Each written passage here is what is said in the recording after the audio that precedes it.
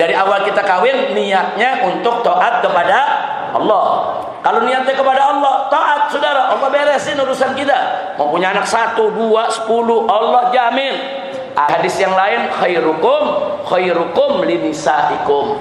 Jadi kata Nabi, sebagai kita kejelekan orang nggak ada tuh, nggak benar. Orang itu nggak begitu. Itu namanya buhtan. Nah, kalau bahasa Indonesianya apa itu buhtan? Fitnah. Ya, fitnah kalau bahasa Indonesianya saudara. Nah, jadi di sini Nabi mengingetin, jangan apa yang Nabi perintahkan berbuat baik, jangan kita langgar, kerjain. Apa yang Nabi suruh udah. Nah, dan seterusnya saudara, jangan langgar. Kemudian fa'ukhidha biki wa tuhurun. Ya, maka musibah yang dia dapat, nah itu barang siapa yang ditutup dia punya kesalahan oleh Allah. Allah enggak balas, Allah diamin. Saudara. Ulur lagi, semakin dia lupa, semakin dia terperosok dalam dosa dan semakin berat dia punya dosa. Dan nanti begitu dia lihat dosa yang sekarang yang keempat. Yang keempat Allah nyatakan wala taqtulu auladakum. Jangan sekali-kali kamu membunuh anak-anakmu. Nah, ini dijadikan dalil oleh para ulama, artinya membunuh anak termasuk aborsi, membunuh anak. Nah, jadi membunuh anak bukan hanya sudah besar atau sudah lahir dibunuh yang enggak boleh. Anak dalam janin pun enggak boleh dibunuh.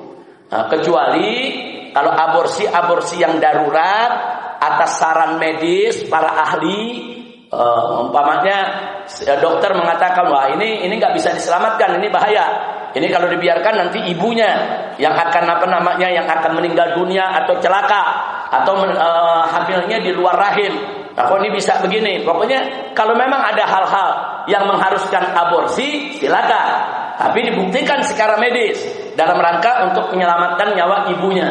Tapi kalau tanpa alasan begitu nggak boleh aborsi ya ikhwan. Haram. Jadi kalau Anda punya istri hamil, takut punya anak, nggak boleh Anda aborsi, nggak boleh digugurkan. Nggak usah khawatir. Kalau kita menikah tujuannya untuk taat kepada Allah, kemudian kita berumah tangga tujuannya untuk taat kepada Allah, manakala kita mendapatkan anak, pasti Allah akan bantu kelahiran anak-anak kita, biayanya, kehidupannya, asal dari awal kita kawin niatnya untuk taat kepada Allah. Kalau niatnya kepada Allah, taat saudara, Allah beresin urusan kita. Mau punya anak 1, 2, 10, Allah jamin. Asal niat kawinnya karena Allah. Makanya anak-anak muda kita ingatkan, kalau niat kawin itu selalu harus diupayakan karena Allah, karena Allah. Nah, kalau kita tujuannya taat kepada Allah, Allah beresin urusan kita, insya Allah. Kemudian yang berikutnya saudara, jadi wala taqtulu auladakum, jangan sekali satu membunuh anak. Ini kepada ibu, kepada bapak semua, apalagi anak-anak yang udah dilahirkan. Apalagi ada bayi, saudara. Ada bayi yang dibuang ke tong sampah, dibuang ke jalanan. Bahkan ada yang tega, bayi ditendang, bayi dibanting. Ini manusia-manusia jahanam yang gak punya rasa kemanusiaan, saudara. Jadi sekesel apapun kita kepada anak kita, apalagi masih bayi. Atau itu anak balita, gak boleh. Kita pukul, gebukin, kita banting, patahin kakinya. Ini ayah atau ibu yang seperti ini manusia-manusia jahanam yang akan dimurkai oleh Allah Subhanahu wa taala. Naudzubillah min. Jangan kalau punya anak sayang kepada anak, sayang. Kan Nabi mengatakan khairukum li ahlikum. Di hadis yang lain khairukum linisaikum. Jadi kata Nabi sebaik-baiknya kamu adalah yang perilakunya terbaik, yang paling baik kepada istrinya. Sebaik-baiknya kamu adalah orang yang paling baik perlakuannya terhadap keluarganya. Jadi kalau kita udah menikah, kita punya istri, kita perlakukan sebagai orang, perlakukan dengan baik, itu namanya khairukum. Antum ini adalah orang yang terbaik. Jadi kalau kita menjadi orang yang terbaik, maka perlakukan istri kita, keluarga kita, termasuk anak-anak kita dengan perlakuan yang baik. Nah, jangan berumah tangga istri setiap hari digebukin, dicaci maki, anak tiap hari diinjak, saudara. Itu kalau nggak mau jadi orang tua, jangan kawin. Nah, kalau nggak mau jadi orang tua, jangan kawin. Kalau kawin jadi orang tua, mesti siap. Ada istri yang diperlakukan dengan baik, nanti punya anak yang harus disayang, dicinta, nanti punya cucu yang harus dikasihani, saudara. Nah, jadi sekali lagi, yuk jadilah orang tua yang baik, insya Allah. Kemudian yang berikutnya, yang keberapa sekarang? Yang kelima. Yang kelima keenam. Kelima, tadi kan pertama jangan mempersekutukan Allah. Kemudian yang kedua jangan mencuri. Yang ketiga jangan berzina. Yang keempat, nah, jangan membunuh anak. Yang kelima, wala ta'tu bi buhtanin taftarunahu baina aydikum wa arjulikum. Nah, jangan kamu datang dengan buhtan. Buhtan itu fitnah atau tuduhan yang tidak berdasar. Nah, jadi ada ghibah, ada buhtan. Saudara, apa bedanya? Jadi Nabi pernah mengatakan kepada para sahabat waktu ditanya apa itu ghibah. Nabi katakan ghibah itu zikruka akhaka bima yakra. Engkau menceritakan tentang saudaramu dengan apa yang dia enggak suka. Jadi kita ceritain kejelekan teman kita ceritain celak atau keburukan teman kita. Kalau teman kita dengar dia suka enggak? Enggak suka. Itu namanya ghibah. Terus sahabat bertanya, "Ya Rasulullah, kalau yang kita ceritakan benar?" Kalau yang kita ceritakan itu benar. Nah, apa itu tetap namanya ghibah? Kita cerita si fulan tuh begini benar, kita enggak nambah-nambahin. Emang betul orang berbuat salah, berbuat jahat. Nah, kalau yang kami ceritakan benar bagaimana ya Rasulullah?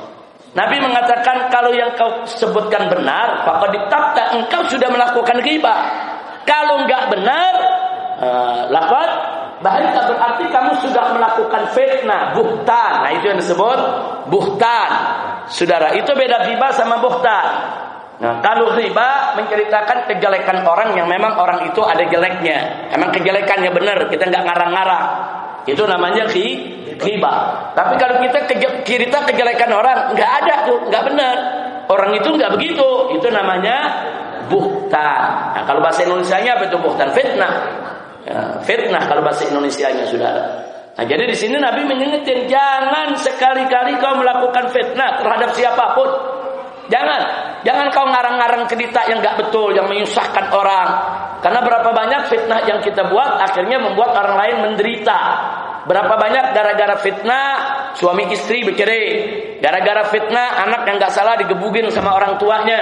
Gara-gara fitnah dua sahabat yang tadinya akrab akhirnya bermusuhan. Gara-gara fitnah yang tadinya orang kerja baik-baik dapat gaji di kantor dipecat.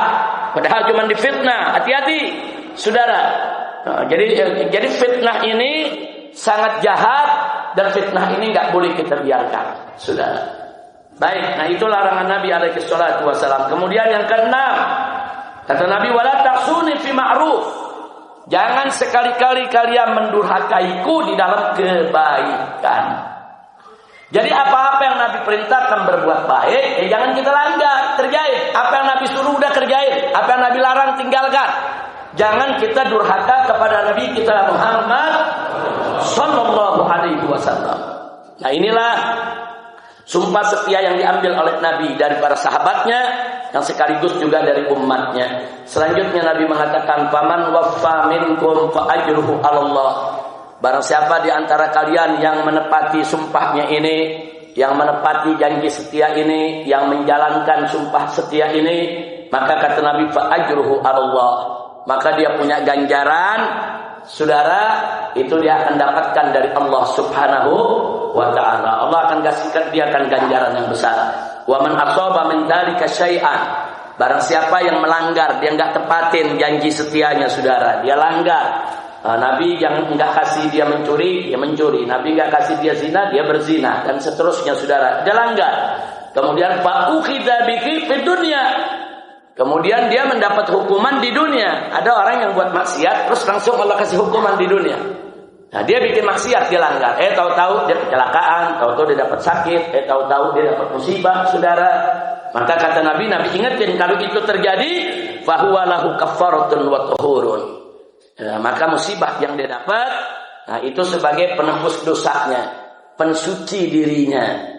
Jadi memang kalau hukum dapat di dunia tuh enak, langsung bersih kita. Nah, Allah bersihkan tuh dosa kita, saudara. Tapi hati-hati, saudara. Wa man satarahullah fadzalika ilallah. Tapi barang siapa yang ditutup, dia punya kesalahan oleh Allah. Allah enggak balas, Allah diamin, saudara. Dia punya salah, Allah tutup. Enggak ada orang lain tahu, saudara. Hati-hati. Bukan berarti Allah lalai, bukan berarti Allah biarkan. Bukan. Lanjutan hadis ini Nabi mengatakan insya'a adzaba. Nanti di akhirat kalau Allah kehendaki Allah azab dia. Wa insya'a ghafaralah. Dan kalau Allah kehendaki untuk memberikan rahmat, pengampunan, Allah akan ampuni dia. Nah, jadi sekali lagi dari hadis ini kita tahu kalau gitu ada sejumlah pelanggaran, kemaksiatan, kemungkaran yang kita lakukan. Kadang-kadang saudara itu balasannya Allah kasih langsung. Jadi kalau Allah kasih langsung, Allah masih sayang sama dia. Allah kasih langsung untuk menghapus dosanya. Allah kasih langsung, saudara, untuk mensucikan dirinya. Sekaligus sebagai teguran, jangan kau lanjutkan maksiat ini, jangan kau teruskan dosa ini.